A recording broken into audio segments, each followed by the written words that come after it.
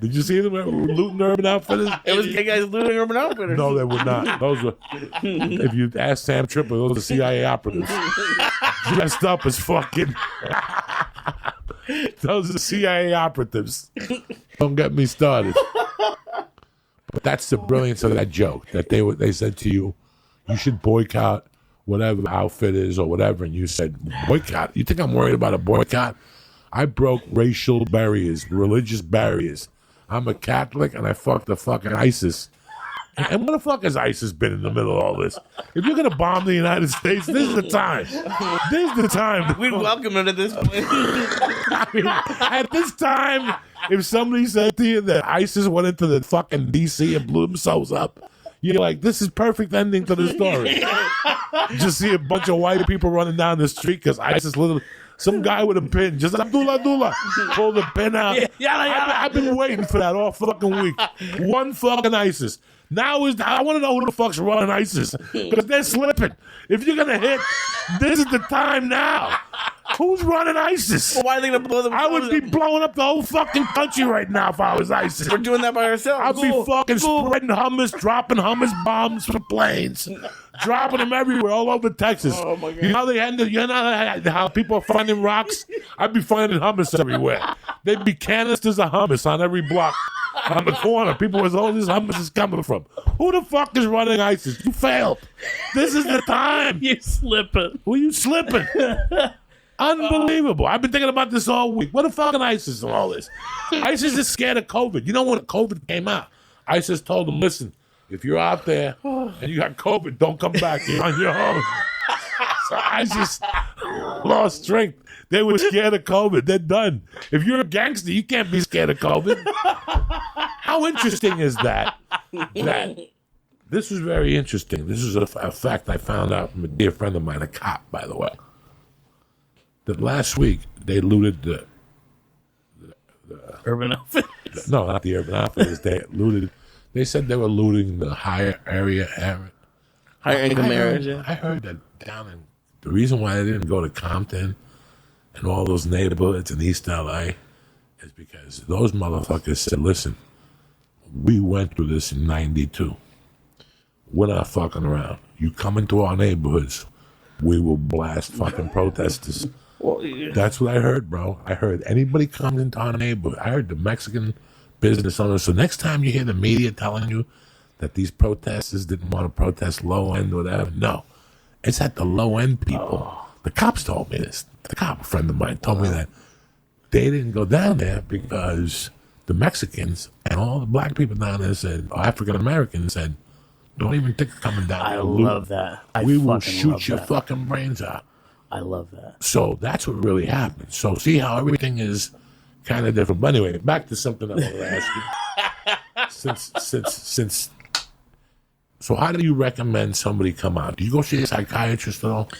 No, I don't. No, I'm not saying about you. No. Have you had gay friends that to come out, they went and spoke to a psychiatrist? Yeah, and especially now, I think that that's a good way for people to do that. I think another thing is you've got to seek it out in a way. The nice thing about today is it's not like the 1970s where, I mean, I have older gay friends, and those people of anybody in the pride community, and 60s, yes. Those guys have my respect more than any motherfucker today, because those guys went through some shit. Now here's the difference. Shit.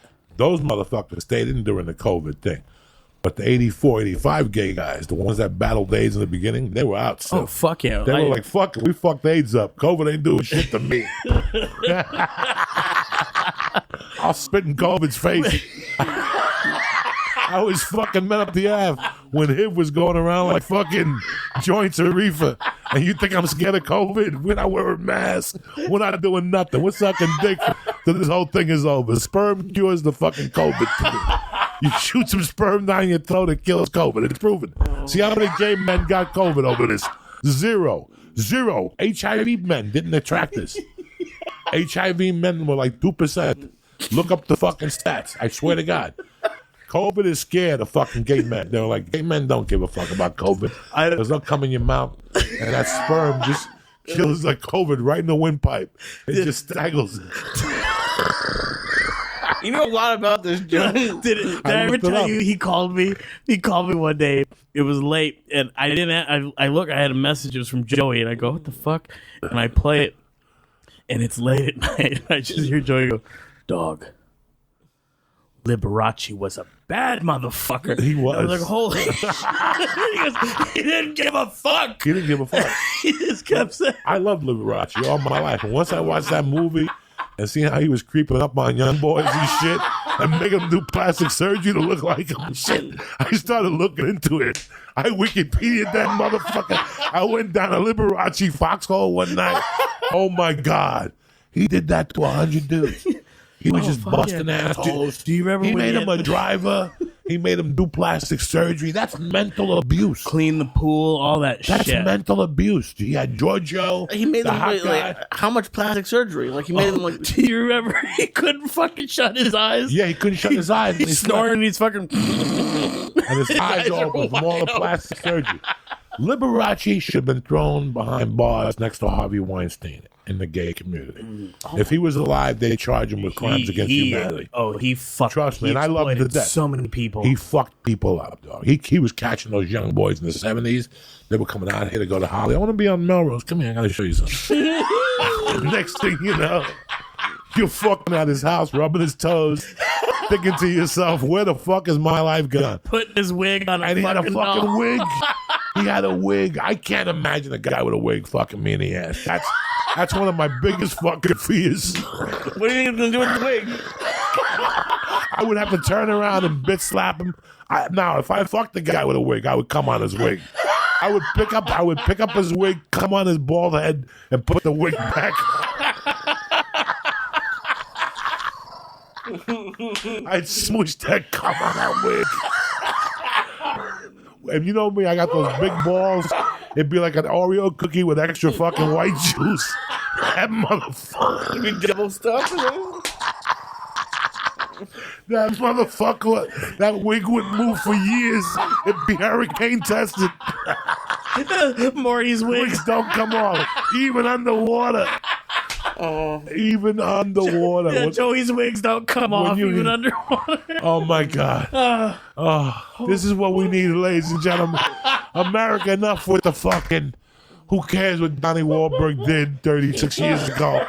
You need laughter in your life, and I was here today because I'm dying inside for the last month. Everybody's scared. That's it. It's all over. Now let me ask you a question. Wait, hang on. Can I tell you who my favorite fucking gay 70s guy was? Oh. Do you remember Paul Lind? Yes. Oh, do you know who Paul Oh my Lind is? God, he Lee? was on Three's Company, wasn't it? No, that was the other guy. It was, No, Paul Lind was Hollywood Square. Flame. Yes. Do you remember Charlotte's Web? He was the little gay rat. That, hey, Charlotte, you got any garbage? Well, here's the thing about it: that my agent before The Longest Yard was a badass gay guy. I mean, I love him to death. I haven't seen him. He went to Germany. It was really weird. He had the agency, and then he went to Germany. I think he got sick. Okay. And he went to Germany. Then he came back, and I bumped into him at Marie T one day at the coffee shop. And we hugged, you know. I mean, he was a little mad at me because I left him. Because I had like 6 agents before I got The Longest Yard. Whoever called me back for the first offer got it. Everybody else got hung up on it. Hey, you owe me 10%. Fuck you. Click. You ain't getting nothing. I told you to work early. I told you to get to work at 10. I had like 3 agents. So they all went on Variety and saw the write-up. So they started calling me, hey, you got The Longest Yard. How do I get my commission? I go, you get dick. You didn't close it. I told you every fucking day. I'm the one that sent the tape in. He was one of those guys. Bad. He got really upset with me. So I told him, you got to go fuck yourself. That's why I told you to be at that office at 10. You didn't go to the office at 10. They called. They ended up, it was the weirdest thing. The people who submitted me for The Longest Yard, like they submitted me and they never heard back. And then The Longest Yard called a distant friend of mine that's a public relations chick.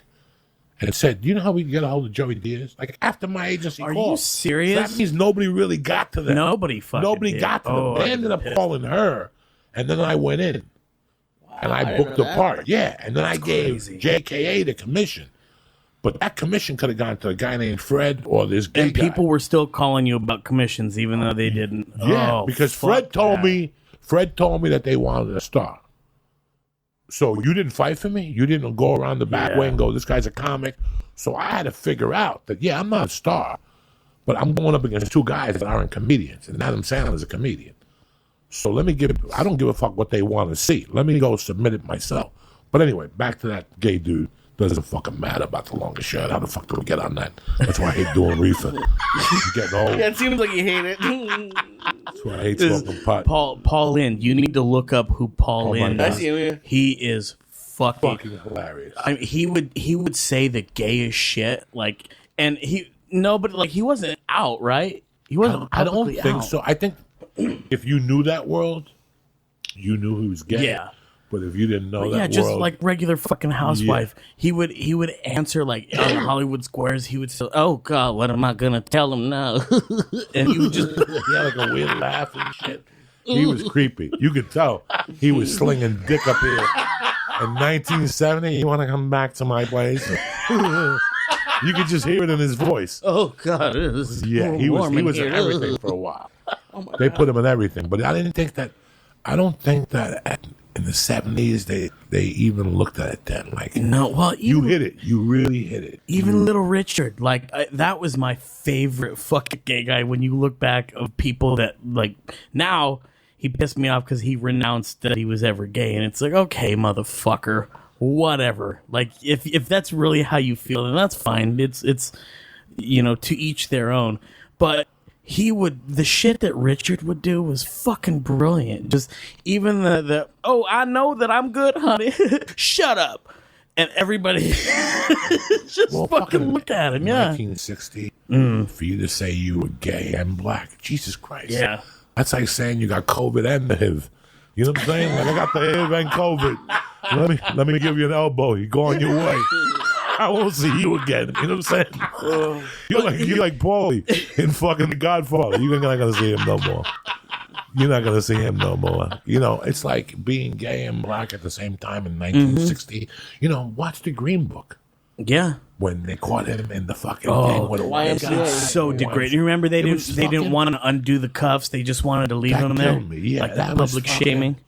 It must have been rough. See, that's why I loved Little Richard, though, is because he was fucking flamboyant, and people stole his shit all the time. They always used to say that rock and roll stole from those guys, from Chuck Berry, from Little Richard, all that shit. That's why it disappointed me, but I understood it. Like I get, the guys in the. So in his autobiography, at the end, he renounced.